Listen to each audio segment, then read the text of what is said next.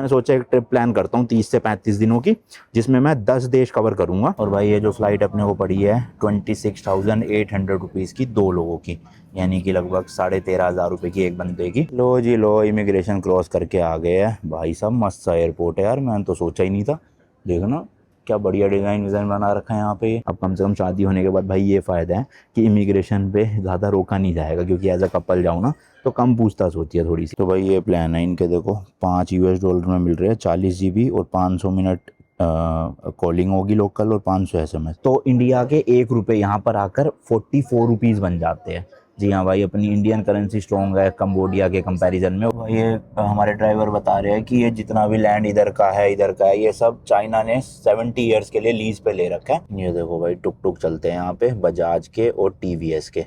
तो बजाज का मैक्सिमा है यहाँ पे। ये यहाँ की सबसे टॉलेस्ट बिल्डिंग है भाई, इसी में अपना अपार्टमेंट या कोंडो जो भी बोलते हैं उन्हें वो है। अबे बहुत छोटा बेड है भाई, ये तो एक बंदे के हिसाब से है, क्वीन साइज। मतलब आप देखोगे भाई दिल्ली, गुड़गांव, मुंबई जैसे शहरों में 3-3 हज़ार रुपये पर नाइट में मिलते हैं 1 BHK या 2 BHK एयरबीएनबी।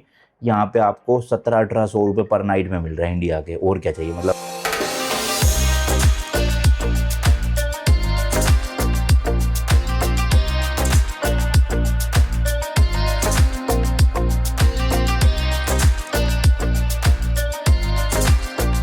भाई 11:30 की फ़्लाइट है अपनी एयर कंबोडिया की। ये देखो G नंबर। और आज तो लग रहा था फ़्लाइट छूट ही जाएगी, क्योंकि अभी इस टाइम भाई 9:30 बज चुके हैं। ये देखो 9:21 हो रहे हैं और अभी जस्ट मैं एयरपोर्ट में एंटर हुआ हूँ। अभी तो बोर्डिंग पास वगैरह बहुत काम करने हैं, फटाफट से G काउंटर पे चलते हैं। इतना गंदा जाम था ना, मेरे घर से एयरपोर्ट लगभग कितना 20-22 किलोमीटर होगा और 2 घंटे लग गए। एम्बियंस मॉल वाला तो पूरा रोड जाम था, बिल्कुल खतरनाक वाला। कैसे तैसे पहुंच गया बस। अब लेट्स सी। भाई गेट नंबर अलॉट हुआ है 2017, सारा प्रोसेस हो गया, फटाफट से चला जाए। फूड कोर्ट में जाने का भी टाइम नहीं बचा बिल्कुल। अब 10:15 हो रहे हैं और 10:30 पे तो बोर्डिंग शुरू हुआ है। ये तो अच्छा है भाई, जो एयरलाइन का चेक इन काउंटर था ना वो खाली था, मतलब हमारे आगे 2-3 लोग ही थे। अगर वहाँ भी लाइन होती ना तो मुश्किल ही हो जाता आज फ्लाइट पकड़ना। तो उस चीज़ में बच गए, क्योंकि हमसे पहले बोर्डिंग ऑलमोस्ट लोग कर चुके थे। पहले मुझे लगा फ़्लाइट खाली होएगी, तो मैंने उनके स्टाफ से पूछा वगैरह, खाली नहीं है, पहले ही लोग बोर्डिंग कर चुके, मतलब बोर्डिंग कह रहा हूँ सॉरी, चेक इन कर चुके हैं अपना। ये देखना भाई सब क्या मस्त सजा रखा है दिल्ली एयरपोर्ट का टर्मिनल 3। पेड़ और फूल पत्तियाँ लगा रखी है। हाँ जी भाई, तो पहले डिटेल में बात कर लेते हैं ये ट्रिप मतलब क्या है, कहाँ कहाँ जा रहा हूँ मैं, मतलब बेसिक आइटनरी बता देता हूँ आपको। तो पहली बात तो जिन्होंने भी मेरा लास्ट वीडियो देखी है या जो भी लोग इंस्टाग्राम पे फॉलो करते हैं उनको पता चल ही गया होगा कि मेरी अभी रिसेंटली शादी हो गई है कुछ दिन पहले ही। तो लास्ट जो मेरी मिडिल ईस्ट वाली ट्रिप थी, उसके बाद जब मैं इंडिया आया तो लगभग मैं 25 से 30 दिन इंडिया में ही था। उस बीच में सारे शादी के फंक्शन सब हो गए हैं। और ये जो ट्रिप है ये मैं अपनी वाइफ के साथ ही कर रहा हूँ। हालांकि लास्ट वीडियो में मैंने आपको बताया था कि मेरी वाइफ जो है वो मतलब आएंगी नहीं वीडियोज़ में इतना, मतलब वैसे दिख जाए आपको दिख जाए, पर बेसिक आपको एक ट्रैवल व्लॉग ही देखने को मिलेगा, जिसमें एक मैं ही मेन पॉइंट ऑफ व्यू रहूँगा कि क्या हो रहा है कैसे हो रहा है वो सब बताने वाला, जैसे अपना चलता आया इतने सालों से। ठीक है, तो अभी मेरा क्या प्लान था, शादी होते ही मुझे जाना था यूरोप अपनी वाइफ के साथ। मतलब मेरा स्पेन का 6 महीने का मल्टीपल एंट्री वीज़ा लगा हुआ था। मैंने कहा स्पेन घूम के आएंगे। तो शादी से कुछ 8-10 दिन पहले मैंने अपनी वाइफ का यूरोप वीज़ा स्पेन के थ्रू, यानी BLS के थ्रू, BLS संभालता है इंडिया में स्पेन का वीज़ा, उनके थ्रू अप्लाई किया।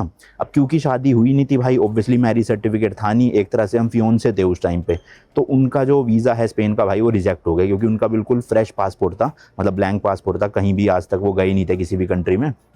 तो फर्स्ट यूरोप का लगवा रहे थे, हालांकि लगवाना 8-10 दिन का ही था, बट स्टिल उन्होंने रिजेक्ट मार दिया। मुझे ऐसा लगता है शायद मैरिज सर्टिफिकेट हमारा, मतलब शादी हो चुकी होती, मैरिज सर्टिफिकेट आ चुका होता, तब डॉक्यूमेंट्स वगैरह मैं लगाता, तब मिल जाता। क्योंकि BLS वालों ने ना आधे डॉक्यूमेंट्स लिए ही नहीं। मैंने अपनी बैंक स्टेटमेंट भेजी थी, ठीक है, मैंने अपना एक लेटर लिख के भेजा था कि मैं साथ में जा रहा हूँ और हमारी शादी होने वाली है थोड़े दिन में और हम शादी के बाद साथ में जाएंगे, बट उन्होंने वो कुछ भी एक्सेप्ट ही नहीं किया।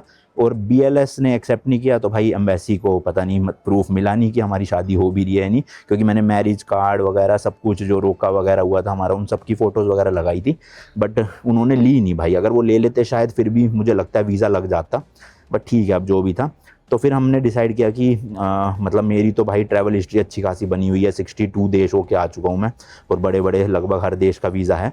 बट जो मेरी वाइफ है उनका बिल्कुल ब्लैंक पासपोर्ट है, और अगर उनके साथ मुझे अब बड़े देश जाना है, जैसे मेरा US बचा है, कनाडा बचा है, न्यूजीलैंड बचा है और इधर मैक्सिको वगैरह बचा है, तो उनमें जाने के लिए मेरी वाइफ की थोड़ी सी ट्रैवल हिस्ट्री बनानी पड़ेगी हमें इंटरनेशनल।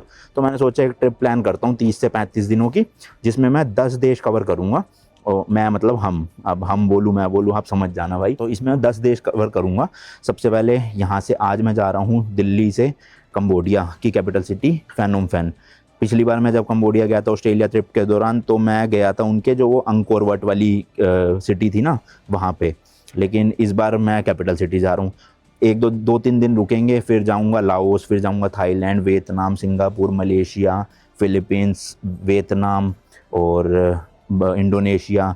देन ये तो हो गई 7-8 कंट्रीज़ जहाँ पे मैं जा चुका हूँ, बट मेरी वाइफ का फर्स्ट टाइम है तो उनकी ट्रैवल हिस्ट्री बन जाएगी। इसके बाद 2 देश और है, तिमोर लेस्ते और एक है ब्रूने। तो ये इन 2 देशों में भी जाने वाला हूँ, जो मेरे लिए भी नए देश होने वाले। तो मेरी लिस्ट में 2 कंट्रीज़ ऐड होएगी, बट मेरी जो वाइफ है उनके पासपोर्ट में 10 कंट्रीज़ के एक तरह से एंट्री स्टैंप लग जाएंगे।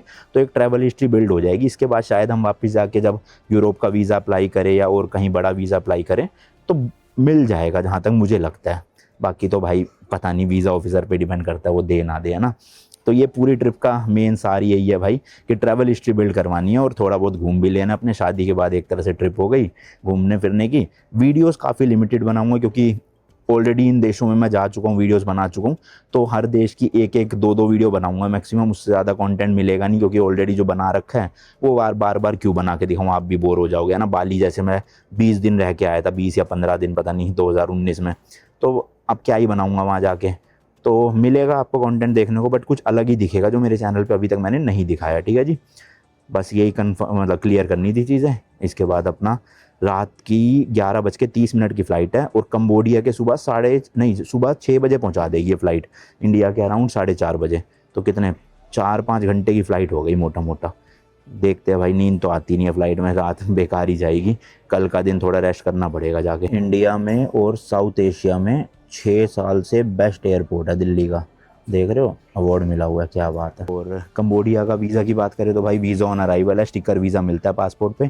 पहले भी मैं एक बार ले चुका हूँ, जब मैंने थाईलैंड से कंबोडिया एंटर किया था ना, उस टाइम पे लगवाया था। तो इस बार भी सेम मिल जाएगा, आई गेस 40 या 50 US$ फ़ीस है, तो दोनों का वीज़ा वहीं पे मिल जाएगा। बट क्योंकि वीज़ा ऑन अराइवल है तो यहाँ पे जब चेक इन काउंटर पे ना काफ़ी पूछताछ कर रहे थे, रिटर्न टिकट दिखाओ, कितने दिन के लिए जा रहे हो, कहाँ पे जाओगे, वापस कब आओगे, तो काफ़ी क्वेश्चनिंग होती है। हालांकि मेरे तो मोटे मोटे 2 पासपोर्ट है तो इतना पूछते नहीं है, बट जो नॉर्मली सिंगल लोग थे उनसे ज़्यादा पूछ रहे थे, क्योंकि कई लोग फिर वहाँ से लाओस वाओस इधर उधर निकल जाते हैं, वापस नहीं आते इंडिया।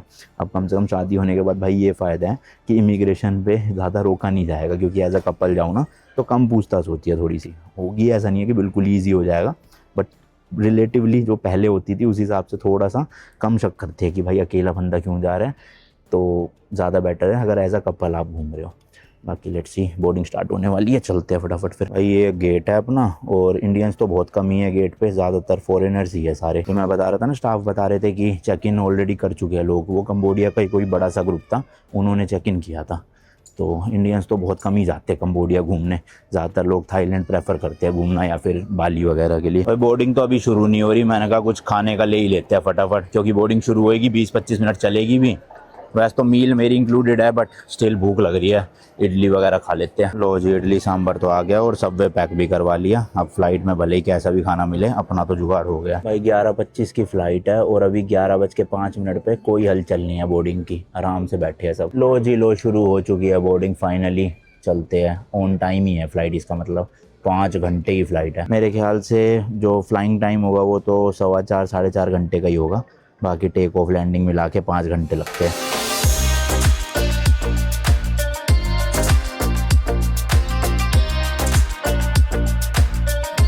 भाई फ़्लाइट तो ऑलमोस्ट फुल है, बट अच्छी बात यह है कि अपनी जो साइड वाली सीट है वो खाली है। मतलब हमें विंडो सीट मिली नहीं थी, हमें मिडल सीट और आइल सीट मिली है। तो अब विंडो सीट खाली है तो ये हटा के तीनों सीट अपने पास हो जाएगी। बाकी सीट की बात करें तो भाई ठीक ठाक सा लेग रूम है, नी यहाँ पे लग नहीं रहा चलो। और इधर एक ट्रे दे रखी है खाने के लिए, और 5 घंटे की फ़्लाइट है भाई, तब भी कोई स्क्रीन वगैरह नहीं है। तो प्लेन बाकी A320 है, ठीक है चलो, सीट मिल गई। विंडो वही बहुत है भाई, आराम से थोड़ा फैल के जाएंगे, वरना 5 घंटे दब दब के जाना पड़ता है। वैसे तो रात की फ़्लाइट है, दिखना तो कुछ है नहीं, बट ठीक है, विंडो सीट मिल जाती है ना तो आराम से ऐसे टेक लगा के सोने का हो जाता है जुगाड़। थोड़ी देर मैं सो जाऊँगा, थोड़ी देर इधर कर दूँगा, बाकी 3 सीटें है तो बेटर ही है 2 से तो। और भाई ये जो फ़्लाइट अपने को पड़ी है 26,800 रुपीज़ की 2 लोगों की, यानी कि लगभग 13,500 रुपये की एक बंदे की, जिसमें 23 kg चेकड इन बैगेज अलाउड है और 7 किलो कैबिन बैगेज है। ठीक ही है, मतलब 13,500 में डायरेक्ट फ़्लाइट इंडिया से कम्बोडिया की 1 वे मिल जाती है।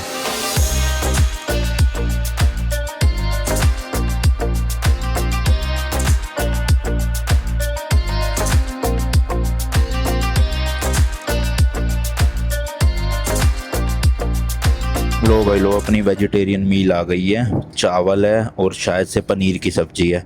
तरी तो बहुत पतली पतली सी है। एक बंद दे रखा है, बाकी फ्रूट्स है यहाँ पे, और ये स्वीट डिश है और साथ में बटर है।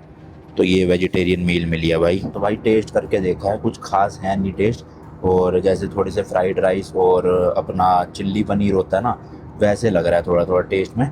मतलब प्रॉपर ऑथेंटिक इंडियन खाना नहीं है, बट हाँ काम चलाऊ है।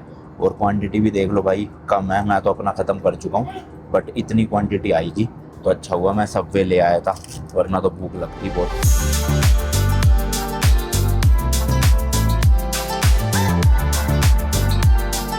कंबोडिया के 6 बजे लैंडिंग होनी थी भाई, करेक्ट 6 बजे लैंड करवा दिया। देख लो अभी बाहर भी ना अच्छे से दिन हुआ नहीं है, देखो अंधेरा ही हो रखा है टोटल।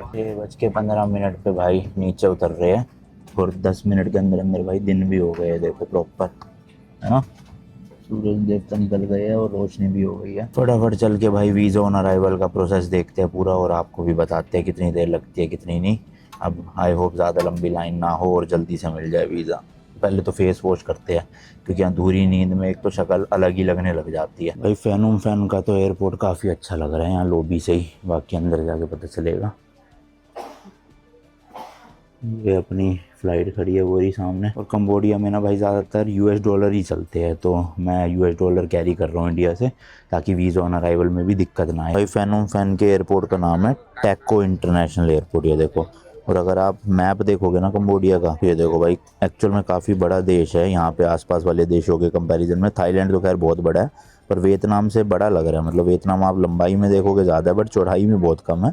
और कंबोडिया वैसे ओवरऑल बड़ा है। तो पिछली बार जब मैं गया था ना भाई, मैंने एंट्री ली थी यहाँ थाईलैंड से, और ये जो इनकी सिटी है ना सियाम रीप, जहाँ पे अंकोर वाट टेम्पल भी है, मैंने आपको दिखाया था।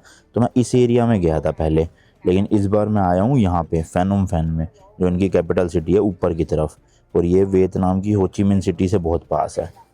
तो चलो चलते हैं फटाफट। कंबोडिया में ना वैसे तो इंडियन टूरिस्ट इतना नहीं आता, बट ओवरऑल देखोगे तो काफ़ी टूरिज़्म है इस कंट्री में, तो इसलिए इंग्लिश लैंग्वेज वगैरह की कहीं दिक्कत नहीं होती। करेंसी मैंने आपको बताया यूएस डॉलर चलता है, मतलब आप रेस्टोरेंट वगैरह में भी जाओगे वहाँ भी सब कुछ यूएस डॉलर्स में ही दे रखा होता है प्राइस। तो टूरिस्ट फ्रेंडली कंट्री है, थोड़ा गरीब देश है, बट ओवरऑल देखा जाए तो ठीक है, टूरिस्ट के लिए सेफ़ है। मतलब एज सच इतनी बड़ी कोई दिक्कत है नहीं। और वीज़ा मैंने आपको बताया स्टिकर वीज़ा मिलता है, वीज़ा ऑन अराइवल वो भी। अब अभी के टाइम पे क्या फ़ीस वगैरह है वो तो मैं थोड़ी देर में बताऊंगा। इमिग्रेशन वाला एरिया आने वाला है, वहाँ तो वीडियो बना नहीं सकता, तो उसके बाद एक बार इमिग्रेशन क्लियर हो जाए देन करेंगे बातें कि क्या हुआ। एयरपोर्ट तो वैसे खाली खाली से ही लग रहा है, पर हो सकता है भाई ज़्यादा ही बड़ा एयरपोर्ट हो इसलिए भीड़ बढ़ चुकी हो, बट वैसे इतनी लोग दिख नहीं रहे मुझे। तो होपफुली वीज़ा ऑन अराइवल में भी दिक्कत होगी नहीं, मतलब टाइम नहीं लगेगा इतना। हालांकि अगर आप यूट्यूब पे सर्च करोगे ना भाई, और स्पेशली इंडियंस की वीडियो सर्च करोगे कंबोडिया को लेके, तो सबका मतलब मेजॉरिटी लोगों का एक्सपीरियंस ना अच्छा नहीं रहता है यहाँ पर। मतलब इमिग्रेशन स्ट्रिक्ट है, क्योंकि ऑब्वियसली भाई काफ़ी इंडियंस टूरिस्ट वीज़ा पे आके इलीगली फिर इधर उधर हो जाते हैं। थोड़ा आप समझ रहे हो ना क्या कह रहा हूँ मैं। इंडियंस भी नहीं, खाली पाकिस्तानी बांग्लादेशी भी बहुत लोग हैं यहाँ पे, तो उस हिसाब से थोड़ी सी दिक्कत होती है। कैश वैश कभी कभी ये मांगते हैं पर पर्सन $1000। अब मेरे पास तो इतना है नहीं, बट हाँ बैंक वैंक में है, तो होपफुली बैंक की ऐप तो चली रही है मेरी यहाँ पे, तो उसमें दिखा दूंगा इनको बैलेंस। बाकी लेट्स सी, क्योंकि जब थाईलैंड से कंबोडिया एंटर किया था ना मैंने लैंड बॉर्डर के थ्रू अपनी स्कॉर्पियन से, तब मैंने वीज़ा लगवाया था वहाँ पे एक एजेंट से। उसने कुछ $10 एक्स्ट्रा लिए थे, तो उसमें तो हमें कहीं पे कुछ करने की ज़रूरत ही नहीं पड़ी थी। उसने खुद ही आधे घंटे में वीज़ा लगवा के दे दिया था। बॉर्डर पे ही बैठे होते एजेंट। अब एयरपोर्ट पे तो ऑब्वियसली कोई एजेंट नहीं होंगे, तो हमें खुद से लगवाना पड़ेगा। और अब देखते हैं क्या क्या मांगते हैं। होटल बुकिंग है अपने पास, और यहाँ से फ़्लाइट जो है वो है हमारी लाओस की है। तो भाई पूरा मॉडर्न एयरपोर्ट देखना, कितना बड़ी स्क्रीन सी लगा रखी है। लो जी लो, इमिग्रेशन क्रॉस करके आ गए हैं भाई साहब। मस्त सा एयरपोर्ट है यार, मैंने तो सोचा ही नहीं था। देखो ना क्या बढ़िया डिज़ाइन बना रखा है यहाँ पे ये सेंटा क्लॉज का। खैर दिसंबर तो कब का निकल चुका, पर फिर भी अभी तक इन्होंने ये लगा के रखा हुआ है ना। मस्त लग रहा है भाई। इधर भी देखो डेकोरेशन पूरी। बाकी भाई इमिग्रेशन का एक्सपीरियंस स्मूथ रहा, बट एक डिसअपॉइंटमेंट रही। अब ये जो है ना वीज़ा ऑन अराइवल में स्टिकर वीज़ा नहीं दे रहे, बस एक पर्ची सी निकाल के दे देते हैं और $30 पर पर्सन फ़ीस है। अभी 90-91 रुपये का चल रहा है लगभग, तो आप लगा लो 2700 इंडिया के वीज़ा फ़ीस है यहाँ की। तो अब 2 लोगों के हमने $US में पे करे $60। 100 का है तो दे दो, चेंज दे देते हैं। मेरे पास 60 चेंज थे, मैंने 60 डायरेक्ट दे दिए और स्टिकर वीज़ा नहीं मिला, इसका दुख है। और भाई पासपोर्ट पे एंट्री का स्टैम्प भी नहीं लगाया इन्होंने कोई। अब पता नहीं क्यों नहीं लगाया भाई, हो सकता है नहीं लगाते हो, बट एग्ज़िट के टाइम दे दे तो अच्छी बात रहेगी। मेरे लिए नहीं, मेरी वाइफ़ के पासपोर्ट के लिए। मेरे में तो इतने स्टैम्प पे कोई फ़र्क नहीं पड़ता भाई, बट उसके में जितने स्टैम्प लग जाए उतना बढ़िया है। मुझे लग रहा है एक लौती हमारी फ़्लाइट आई है बस दिल्ली से ना, और सारी बेल्टें खाली पड़ी है। वो देखो इस 5 नंबर पर ही बस लगेज आया हुआ है। उधर भी देखोगे सारी बेल्टें खाली है, इधर भी खाली है। चलो जी कस्टम क्लियर करके ये मेन हॉल में आ गए हैं। अब यहाँ पे ये सिम कार्ड वगैरह के ना छोटे छोटे से स्टॉल बने हुए हैं, बट कोई है नहीं भाई। शायद सुबह सुबह आए हैं हम, अभी 6:30 बजे है। उधर दिख रहा है मुझे लोग हैं वहाँ पे, वो सिम कार्ड मिल भी रही है, वहाँ चल के लेते हैं। अब वैसे तो हर कंट्री में आते ही वहाँ की करेंसी लेनी होती है, बट जैसे कि मैंने कहा यहाँ $US चलते हैं, तो यहाँ करेंसी की ज़रूरत नहीं। देख रहे हो भाई गाड़ी वाड़ी रख रखी है इन्होंने, क्या ब्रांड है, GTV नाम है भाई साहब। ऐसे उधर देखोगे वहाँ भी 3 गाड़ियाँ खड़ी हुई है एयरपोर्ट पे, एंड उधर कैफ़े वगैरह है एक। तो चलो सबसे पहले सिम कार्ड ली जाए, भले ही 2 दिन के लिए है भाई, पर सिम कार्ड ले लो तो सही रहता है। हमारी व्लॉगिंग का भी मतलब जो अपलोड करने होते हैं व्लॉग्स, उसका भी दिक्कत नहीं रहती, और वैसे भी इंटरनेट हो तो सही है। और मेरे ख्याल से कम, जहाँ तक मुझे याद है, कंबोडिया में ऐसा इतना इंटरनेट महंगा भी नहीं था।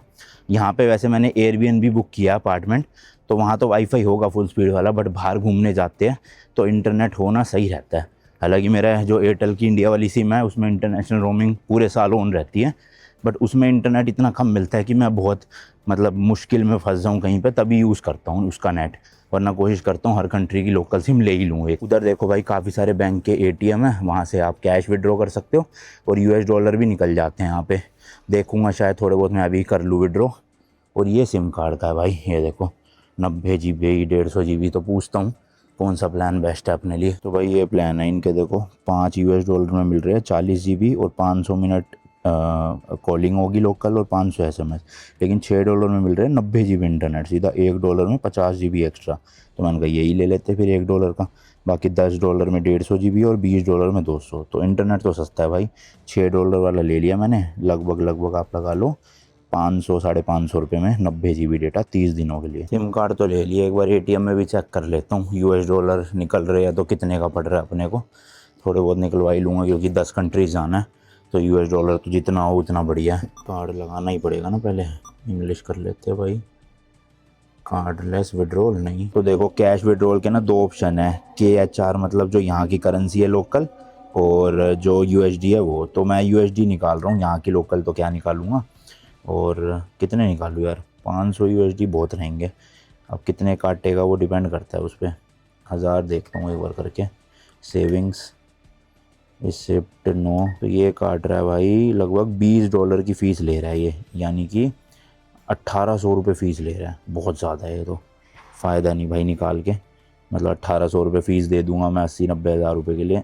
छोड़ो कैंसिल, दे दो भाई कार्ड वापस से। देखो भाई इसके जस्ट साथ वाला जो बैंक है, क्या नाम है इसका, AB है, ये ले रहे हैं $1000 पे सिर्फ 14। तो देखो $6 तो यहाँ से यहाँ ने बचा दिया, सिम कार्ड फ्री मिल गई समझ लो। तो ऐसी मल्टीपल ATM में चेक कर लेना, जहाँ बेस्ट आपको रेट मिले वहाँ से निकलवा लेना। और हाँ भाई $6 जो सिम का प्राइस था वो फिजिकल सिम का था, मैंने ई सिम ऑप्ट करी और मैंने सुना नहीं उसका $1 एक्स्ट्रा था। तो जब पेमेंट करने की बारी आई तो उन्होंने 6 की जगह $60 लिए है। पता नहीं उन्होंने बोला था या नहीं बोला था, या मैंने ही नहीं सुना। खैर जो भी है, तो ई सिम लोगे तो $60, फिजिकल सिम लोगे तो $6। तो भाई अभी ना हमने दिल्ली एयरपोर्ट से स्टारबक्स की कॉफ़ी ली थी मीडियम साइज़, इंडिया में आई थी कुछ 440 रुपये के आसपास। तो मैंने कहा एक बार यहाँ पे भी पता करेगी कितना फ़र्क है। तो वही सेम कॉफ़ी मीडियम साइज़ की यहाँ पड़ी अपने को $4.4 की, तो वही 435 रुपये। तो लगभग सेम है भाई स्टारबक्स के प्राइजेस। अब मैं तो ज़्यादा कॉफ़ी पीता नहीं था, इसलिए मैंने कभी प्राइजेस पता भी नहीं किए, तो अब ले रहे थे तो मैंने कहा चलो बता दे आपको ज़रा। तो ऑलमोस्ट सेम है, 10-20 रुपये का ही फ़र्क है बस। तो भाई इन वाले देशों में टैक्सी के लिए ऐप चलती है ग्रैब, मैंने आपको पहले भी बताया, तो मेरा उसमें अकाउंट बना हुआ था, इतनी बार आ चुका इन देशों में। तो यहाँ से अपना जो होटल है ना, होटल या एयरबीएनबी, वो जस्ट जो रॉयल पैलेस है ना यहाँ का फेमस, उसी के सामने है। तो अराउंड 21 किलोमीटर्स है एयरपोर्ट से अपना लोकेशन जहाँ पे हम रुकने वाले हैं। तो यहाँ से ग्रैब ऐप में जो अमाउंट आ रहा है वो आ रहा है भाई अराउंड 80,000 यहाँ की करेंसी, और अगर कन्वर्जन बताऊँ तो इंडिया के ₹1 यहाँ पर आकर 44 रुपीज़ बन जाते हैं। जी हाँ भाई, अपनी इंडियन करेंसी स्ट्रॉन्ग है कंबोडिया के कंपैरिजन में, और वो भी 44 टाइम्स। सोचो, तो इंडिया के अगर आप 1 लाख रुपए लेकर आओगे तो यहाँ पे 44 लाख बन जाएंगे, तो बहुत मोटा पैसा हो जाता है। हालांकि खर्चे उस हिसाब से अलग ही है यहाँ के, तो ऐसा नहीं है कि 44 टाइम्स है करेंसी तो बहुत ही सस्ता देश होगा। सस्ता है बट इतना भी नहीं है, जैसे स्टारबक्स का एग्जांपल दिया, ऑलमोस्ट प्राइस सेम है इंडिया और यहाँ के। तो पब्लिक ट्रांसपोर्ट में बहुत भाई लफड़े है, 2 बस बदलनी पड़ रही है, पहले 9 मिनट पैदल चलो, फिर एक बस, फिर 14 मिनट पैदल चलो। तो इतना लगेज लेके भाई पब्लिक ट्रांसपोर्ट तो यूज़ कर नहीं सकते, तो इसलिए टैक्सी बुक करते हैं ग्रैब से और चलते हैं। लगभग यहाँ से इंडिया के 1800 रुपीज़ लग रहे हैं टैक्सी के, जो कि बहुत ज़्यादा है, बट कोई ऑप्शन है नहीं इतना लगेज के साथ। प्लस 2 लोग हैं तो ठीक है, अगर आप 3 या 4 लोग हो फिर तो 1800 रुपये बढ़ जाएंगे, फिर इतना कुछ महंगा नहीं पड़ेगा, बट अब जाना ही पड़ेगा। तो लेट्स गो भाई, मैंने तो बुक कर दी, मेरे को लगा 5-10 मिनट लगेंगे आने में, ये तो 2 मिनट में भाई सब पहुंच भी गए। और नो वेटिंग जोन है, फटाफट पहुंचना पड़ेगा वरना कैंसिल कर देंगे वो इतने में। तो इधर भाई बर्गर किंग वगैरह भी है, हालांकि खुला नहीं हुआ सब कुछ क्योंकि सुबह बहुत जल्दी आ गए हम। यहाँ भी देखो खाने पीने का बना हुआ है सिस्टम, वॉशरूम वगैरह तो कह रहा ही नो थैंक यू। चलो जी, सामने जाना अपने को शेल्टर्स के वहाँ पर, उधर कहीं ग्रैब मिलेगी। भाई बाहर से भी देखो मस्त लग रहा है ना, ये कलर ही बड़ा वैसा सा है, मतलब क्लासी टाइप का, अच्छी लग रही है छत। और यही है भाई पिकअप पॉइंट, यहीं पे आएगी अपनी गाड़ी जो भी होगी। लो भाई लो, आ गई है अपनी टैक्सी, वो रही लाल कलर की, हाथ दे दिया, होपफुली यहीं ले आए, वहाँ ना जाना पड़े। आ जाओ भाई साहब। चलो जी चलो, लगेज आ गया, क्योंकि यहाँ CNG सिलेंडर नहीं है इन गाड़ियों में, तो आराम से डिक्की का स्पेस पूरा खाली रहता है। लेट्स गो जी, चलो चले। स्टीयरिंग व्हील लेफ़्ट साइड है, जैसे कि आपको पता ही होगा यहाँ पे, और इंडिया से रूल्स भी अपोजिट रहते हैं गाड़ी के, मतलब रोड रूल। और जैसे कि मैंने बताया भाई, खाली सा एयरपोर्ट है, पता नहीं सुबह का टाइम है इसलिए खाली है या क्या सीन है, बट ज़्यादा फ़्लाइट तो आई नहीं, हमारी वाली फ़्लाइट थी, और कोई जाते हुए भी नहीं दिखा मुझे तो यहाँ पे अभी। ये हमारे ड्राइवर बता रहे हैं कि ये जितना भी लैंड इधर का है ये सब चाइना ने 70 ईयर्स के लिए लीज़ पे ले रखा है, और यहाँ पे अलग अलग प्रोजेक्ट्स बना रहा है चाइना, मतलब रेस्टोरेंट्स वगैरह और रूम्स वगैरह, टाउनशिप वगैरह।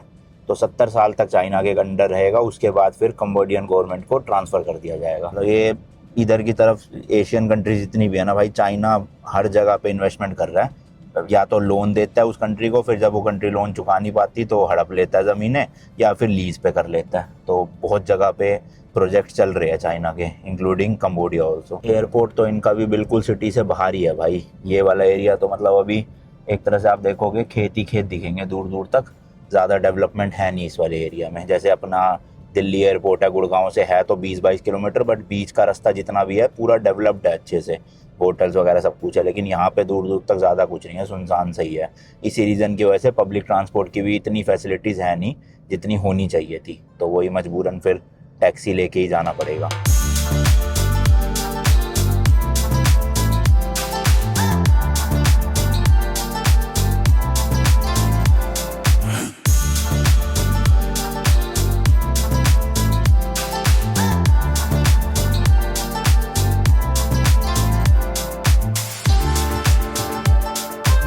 भाई मेन सिटी सेंटर पहुंच गए हैं, खाली सड़कें थी, अराउंड 30-35 मिनट लगे, बातें करते करते पहुंच भी गए, पता ही नहीं चला। तो अपना जो चेक इन है ना, वैसे तो वो दोपहर के 2 बजे है, बट मैंने एक रात पहले का भी एक्स्ट्रा बुक कर लिया था, यानी कि कल के दिन ही हमारा चेक इन होना चाहिए था, बट आज सुबह हमें चेक इन मिल जाएगा। इसलिए किया भाई, क्योंकि सुबह 6 बजे लैंड हो रही थी फ़्लाइट, मैंने कहा फिर 2 बजे तक कहाँ ही भटकेंगे, तो उससे अच्छा एक नाइट एक्स्ट्रा करके अब अपने को दिक्कत नहीं है, सीधा जाके अपना रेस्ट कर सकते हो, उसके बाद दोपहर या शाम को घूमने निकलेंगे।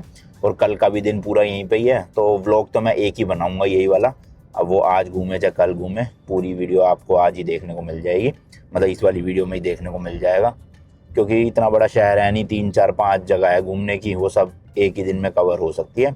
उसके बाद फिर निकल जाऊंगा लाओस के लिए, अगली कंट्री। और भाई पेट्रोल डीजल के भी प्राइस देख लो आप।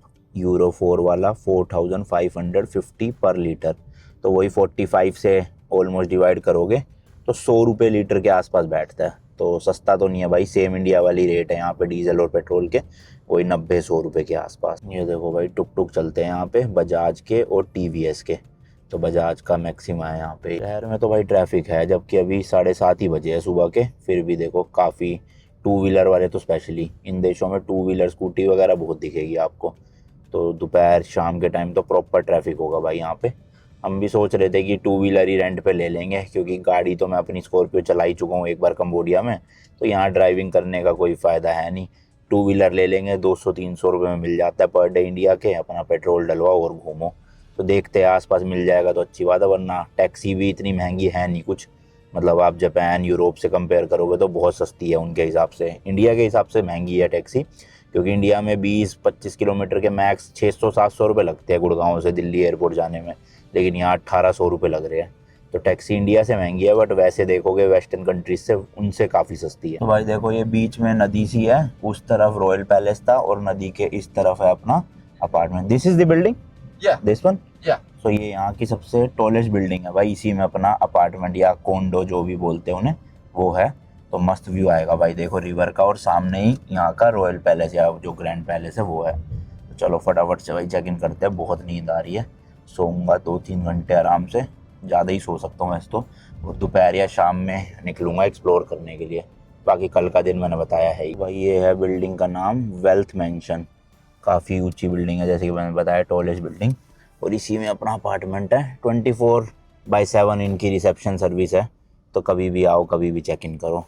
चलो करते हैं फटाफट से भाई। टोटल इस बिल्डिंग में 26 फ्लोर है, मतलब जो लिफ्ट में है, अब इससे ऊपर पता नहीं छतवती होगी डायरेक्ट शायद। भाई बाहर से तो देखने में काफ़ी प्रीमियम अपार्टमेंट्स लग रहे हैं। अब अपना कहाँ है, ये तो 24 शुरू हो गया, 16:30 है अपना। लो भाई लो आने वाला है, 16:29 आ गया है, अब अगला ही होगा अपना 16:30। अपार्टमेंट का ये फ़ायदा भाई, किचन विचन मिल जाता है। चलो यही है जी, और इसका पासवर्ड दिया है इन्होंने, वो डालना है यहाँ पे। लो जी लो खुल गया है, लाइटें करते हैं ऑन सारी। घुसते ही पहले तो ये बाथरूम होगा, शावर एरिया अलग बना हुआ है, टॉयलेट सीट, जेट स्प्रे है यहाँ कंबोडिया में, ये वॉश बेसिन वगैरह। इधर घुसते ही राइट साइड में किचन है, इंडक्शन, ये पता नहीं हीट वाला है या पता नहीं बिजली वाला, बिजली से तो चलेगा ही, मेरा बिजली वाला ही है। चिमनी लगी हुई है और इनमें बर्तन वगैरह होंगे, यहाँ तो नहीं है भाई कुछ भी। कुकिंग के लिए दे रखे कि नहीं दे रखे भाई बर्तन, हाँ एक बस फ्राई पैन है। चलो देखते हैं। एक फ्रिज दे रखा है मस्त सा, इधर टेबल है खाने पीने के लिए, शेल्फ बने हुए हैं, एक सोफ़ा है, टेबल है, टीवी लगा हुआ है बड़ा सा TCL का, नॉन स्मोकिंग रूम है, वैसे भी हम तो करते ही नहीं स्मोक। इधर अपना AC, अबे बहुत छोटा बेड है भाई, ये तो एक बंदे के हिसाब से है, क्वीन साइज़, 2 लोग कैसे सोएंगे इसमें। बाकी ये एयर प्यूरीफायर वगैरह। इधर वार्डरोब है, यहाँ पे वॉशिंग मशीन दे रखी है, कपड़े वपड़े धोने हो। और इधर है जी सामने व्यू जो मैं आपको बता रहा था, तो वो देखो वो नदी पूरी दिख रही है ना मस्त, और उस तरफ है इनका वो पैलेस। तो इस तरह का नज़ारा है कुछ। ये अपने को पड़ा भाई 3 रातों के लिए 5300 रुपये का। हालांकि यूज़ तो हम 2 रातों के लिए करने वाले, एक रात तो निकल चुकी है पिछली, बट ठीक है आज, वरना चेक इन 2 बजे मिलता दोपहर को, तो ठीक कोई दिक्कत नहीं। मतलब आप देखोगे भाई दिल्ली गुड़गांव मुंबई जैसे शहरों में 3-3 हज़ार रुपये पर नाइट में मिलते हैं 1 BHK या 2 BHK एयरबीएनबी। यहाँ पे आपको 1700-1800 रुपये पर नाइट में मिल रहे हैं इंडिया के, और क्या चाहिए। मतलब $20-25 में बढ़िया अपार्टमेंट किचन के साथ, बस बेड बड़ा होता तो बढ़िया था, बट ठीक है चलो मैनेज कर लेंगे। अब करते हैं रेस्ट, आपसे मिलेंगे जब हम सिटी एक्सप्लोर करने जाएंगे। लगभग भाई कंबोडिया के 8-8:30 होटल पहुंच गए थे, और शाम को 4 बजे नींद खुली है, इतनी गहरी नींद में सोए। और ये जो ग्रैब ऐप है ना, वहाँ से फूड ऑर्डर हो नहीं रहा था, पता नहीं कुछ तो दिक्कत आ रही थी, तो इसलिए मैगी बना लिया अभी के लिए। बाकी रात को निकलेंगे तो बाहर से खाते आएंगे डिनर। भाई नीचे जा रहे थे दूसरी लिफ्ट से, इसमें 44 फ्लोर है, उसमें 24 पता नहीं कितनी थी है ना, इसमें 44 है, मतलब काफ़ी फिर तो मतलब अच्छी खासी फ्लोर्स है बिल्डिंग में भाई। देखो बिल्डिंग के ही नीचे जहाँ रिसेप्शन था ना, यहीं पे ग्रोसरी स्टोर है, समर स्टोर के नाम से। पानी वानी लेने आए हैं यहाँ पे। चाय बनाने के लिए दूध भी चाहिए, एक तो ये है भाई, अभी पता नहीं कंबोडियन लैंग्वेज है या चाइनीज़ है। स्टोर तो मुझे चाइनीज़ लग रहा है, देखना पड़ेगा ट्रांसलेट करके। और ये भी है देखो, ये और ये तो अभी ट्रांसलेट करके देखते हैं कौन सा लेना। पानी की बोतल है भाई ये 1.5 लीटर की और $1.5 की है लगभग, मतलब कोई 120-130 रुपए की। महंगा है पानी तो भाई यहाँ। देखो मैंने इन्हें दिए तो डॉलर पर, इन्होंने बचे हुए पैसे यहाँ की लोकल करेंसी में दिए। तो ये यहाँ के नोट है, 1000 का नोट, और ये पीछे वाला 10,000 का है भाई साहब। हाँ ये देखो ऐसी है कंबोडिया की करेंसी। तो भाई ये सारा सामान लिया, 2 दूध के छोटे पैकेट, एक ऑरेंज जूस, 2 पानी की बोतल, $8 में आया ये, अराउंड 700-750 रुपये इंडियन करेंसी में। तो मुझे ऐसा लग रहा है ये बिल्डिंग के नीचे सुपरमार्केट है इसलिए महंगी है। किसी बड़े सुपरमार्केट से लेते तो शायद थोड़ा सस्ता मिलता है यहाँ पे। बाकी चाय पत्ती और चीनी हम इंडिया से लेकर आए तो दूध मिल गया अपने को, चाय बन सकती है। मैं तो पीता नहीं घर चाय, बट अब ये बना लेंगे। और भाई मैंने इमिग्रेशन का आपको एक्सपीरियंस बताना भूल गया था शायद से। मैंने वीजा ऑन अराइवल तो बता दिया था, बहुत ईजी था, कोई क्वेश्चन वोश्चन नहीं पूछे, और इमिग्रेशन पे भी कुछ नहीं पूछा भाई, बस फोटो ली एक और उसके बाद जाने दिया। ना तो होटल बुकिंग मांगी, ना रिटर्न टिकट मांगी, बहुत सिंपल प्रोसेस था, मतलब कोई दिक्कत नहीं हुई। तो जितनी भी ऑनलाइन वीडियोस दिखती है ना आपको कंबोडिया के एक्सपीरियंस की बॉर्डर क्रॉसिंग, वो ज्यादातर लैंड बॉर्डर या सी बॉर्डर जो होते हैं वहां पे दिक्कत आती है। प्लेन से आप आ रहे हो तो कोई दिक्कत नहीं आएगी। और मुझे एक डर और था भाई, क्योंकि अभी अभी हमारी रिसेंटली शादी हुई है, तो मेरे हाथ से तो मेहंदी हट गई है, लेकिन जो मेरी वाइफ है उनके यहाँ पे मतलब फिंगर टिप्स पे मेहंदी थी। तो मुझे लगा यार बायोमेट्रिक्स लेंगे, पता नहीं मेहंदी की वजह से आएंगे या नहीं आएंगे। बट अच्छी बात ये हुई कि फिंगरप्रिंट उन्होंने लिए नहीं। मेरे शायद इसलिए नहीं लिए क्योंकि मैं पहले एक बार कंबोडिया आ चुका हूं, तो मेरे फिंगरप्रिंट पहले ही रजिस्टर्ड होंगे।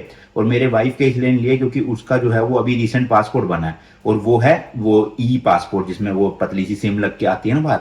तो उसका फायदा ये होता है उसमें शायद फिंगरप्रिंट्स वगैरह पहले से स्टोर होते हैं, तो अलग से हर इमिग्रेशन में देने की जरूरत नहीं है शायद से, मैं कंफर्म नहीं हूँ बाकी। तो अच्छा हुआ, चलो जो भी हुआ भाई, वरना मेहंदी के साथ पता नहीं फिंगरप्रिंट लगते हैं नहीं लगते, दिक्कत हो जाती थोड़ी।